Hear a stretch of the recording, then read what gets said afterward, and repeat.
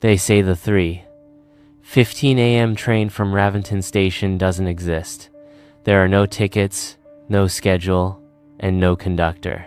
But if you're ever alone on the platform past midnight, it might come for you. That's what happened to Eli, a young college dropout who was hitchhiking across towns looking for work. Broke and desperate, he ended up at the deserted Raventon Station in the middle of the night, hoping to sneak onto a freight train. Instead, something else arrived. A dense fog swallowed the tracks. The air dropped 10 degrees in seconds.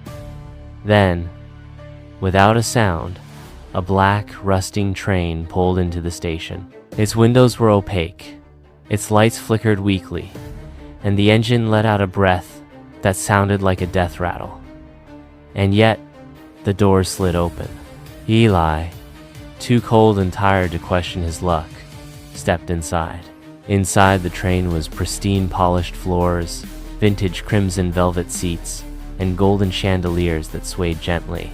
But no one else was aboard, or so he thought. As the train lurched forward, Eli heard soft sobbing from the back of the car. He turned, but no one was there. A moment later, he caught a glimpse of something in the window.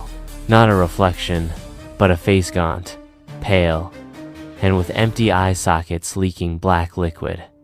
It was staring in at him. The train picked up speed, racing through tunnels that didn't exist on any map. The windows showed glimpses of horrific scenes. People impaled on spikes, a woman crawling with broken limbs down a hallway, a boy dragging a sack that twitched and bled. Eli panicked and tried to pull the emergency brake. It snapped off like brittle bone.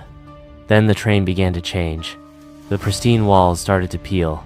The velvet seats bled. The chandeliers melted into waxy hands that reached for Eli as he ran through car after car worse than the last. One was filled with mannequins that slowly turned their heads toward him. Another held passengers with stitched eyes and sewn mouths, all gently rocking in sync with the motion of the train. He finally stumbled into the conductor's cabin and found a mirror instead of controls. But in the reflection, he wasn't alone. Behind him stood a hunched figure in a rotting conductor's uniform, smiling with a mouth too wide, filled with shattered glass instead of teeth. "You boarded," the conductor rasped. "Now you belong." Eli screamed as the train plunged into a tunnel darker than death itself.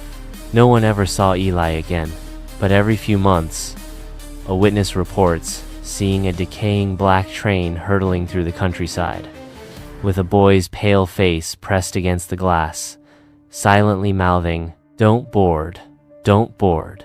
And the 3:15 a.m. train? It still arrives only for the desperate, the forgotten, the curious. Just pray you're never at the station when it does.